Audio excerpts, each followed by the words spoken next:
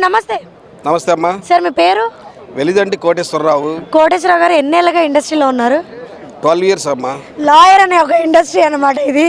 So దీంట్లో చాలా వర్గాల్లో పోటీ చేస్తున్నారు. మీరు ఏ వర్గం వారికి ఎవరికి ఏమంటారు సపోర్ట్ ఇవ్వబోతున్నారు? అంటే ఇప్పుడు లాయర్లు అందరూ సీనియర్సేనమ్మా. ఎవరిని ఎక్కువ తక్కువలు అనడానికి ఏమి అది కరెక్ట్ కాదు. ఎందుకంటే మేము అంత న్యాయవాది కుటుంబం, ఒకటే కుటుంబం.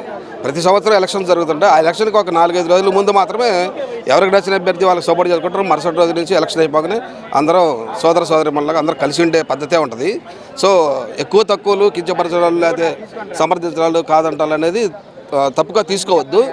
అయితే ఇక్కడ నా అభిప్రాయం ప్రకారం మంచి వ్యక్తిని ఎన్నుకోవటం అనేది కామన్గా ఎవరైనా ప్రతి న్యాయవాది బాధ్యత. ఎందుకు? మంచి జరగాలి, ఆ న్యాయవాదులందరికీ అండగా నిలవాలి. న్యాయవాదులందరికీ ఏ సమస్య వచ్చినా ఏ ప్రాబ్లం వచ్చినా బెంచ్కి బార్కి రిలేషన్స్ అన్నీ కాపాడే మంచి వ్యక్తిని ఎన్నుకోవాల్సిన బాధ్యత ప్రతి ఒక్క న్యాయవాద సోదరి మనందరి మీద ఉంది. ఆ బాధ్యతను మాత్రం పర్ఫెక్ట్గా చేయాల్సిన అవసరం ఎంతైనా ఉంది. దాని ప్రకారంగా నలుగురు అభ్యర్థుల్లో ఉన్న వాళ్ళల్లో మంచి అభ్యర్థిని చూసుకొని ఎవరు బాగా చేయగలుగుతారు ఏంటి అనేది మనం చూసుకొని ఎన్నుకోవాల్సిన అవసరం ఉంది. ప్రత్యేకంగా నన్ను అడుగుతున్నారు కాబట్టి నాకు సంబంధించినంత వరకు నా యొక్క ఒపీనియన్, మా బార్ అసోసియేషన్లో గత కొన్ని సంవత్సరాల నుంచి కూడా ఎంగళశెట్టి శివసూర్యనారాయణ గారు అలియాస్ బబ్లు గారు, వాళ్ళ ఫాదరు ఎంగళశెట్టి వెంకటేశ్వర గారు సీనియర్ అడ్వకేటు, అంతకుముందు 40-50 సంవత్సరాల నుంచి కూడా ఎక్స్పీరియన్స్ ఉంది.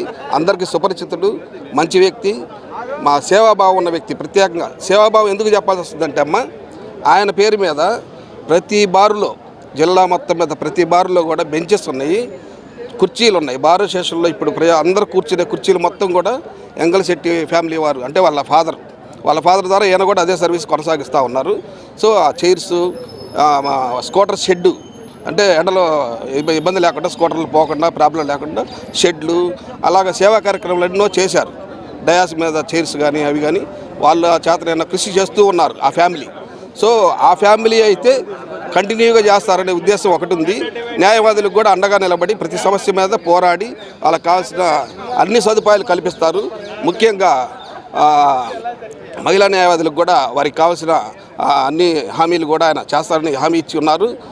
అదేవిధంగా జూనియర్స్కి కూడా స్టైఫండ్ కానీ బుక్స్ కానీ లేకపోతే లైబ్రరీ కానీ ప్రతిదీ కూడా అందరికీ అందుబాటులో సౌకర్యవంతంగా ఉండేటట్టుగా అప్డేట్ అయ్యేటట్టుగా చేయగలిగే సమర్థవంతమైన వ్యక్తి శివసూర్యనారాయణ వెంకటశెట్టి గారు అని నా అభిప్రాయం అమ్మ. సో ఆయన గెలుపుని మేము కోరుకుంటున్నాము.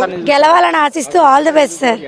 ఆయన ఏమన్నారంటే మొన్న పరిచయ కార్యక్రమంలో సొంత నిధులతో కూడా అవసరమైతే మేము కార్యక్రమాలు కొన్ని చేస్తాము, ఫండ్స్ వచ్చినా రాకపోయినా బయట నుంచి సొంత డబ్బులు కూడా ఖర్చు పెట్టే విధానం కూడా ఆయన చెబుతున్నారు. కాబట్టి అటువంటి వ్యక్తిని ఎన్నుకోవటం మంచిది.